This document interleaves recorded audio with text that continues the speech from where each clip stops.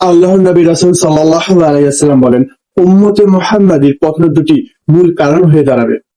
এমন এক সময় আসবে যারা সংখ্যায় অনেক বেশি হবে, কিন্তু তাদের মধ্যে সাহস থাকবে না। তাদের হৃদয়ে ঢুকে যাবে ওহান, ওহান, ওহান। সাহাবীরা জিজ্ঞাসা করলেন, হে আল্লাহর রাসূল, ওহান মানে কি? আল্লাহর রাসূল বিনয় ও নম্রতার সাথে বলেন, ওহান হলো এক, তাদের মধ্যে দুনিয়ার ভালোবাসা জেগে যাবে। তারা ধন সম্পত্তি, টাকা পয়সা, পদ পদবিতে আসক্ত হয়ে পড়বে। দুই, তারা মৃত্যুকে ভয় করবে, যার ফলে আল্লাহর রাস্তায় কোরবানি ও সত্যর পথে সাহস হারিয়ে ফেলবে।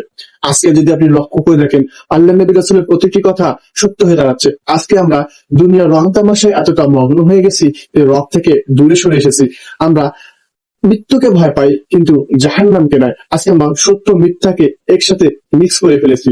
মহান আল্লাহ তাআলা প্রতিটি উম্মতে মুহাম্মাদীকে হেদায়েত দান করুক, দ্বীনের পথে কবুল করুক। পবিত্র নবী রাসূল সাল্লাল্লাহু আলাইহি ওয়াসাল্লামের আদর্শ ও সুন্নতের উপর জীবন গড়ার তৌফিক দান করুক। আমিন।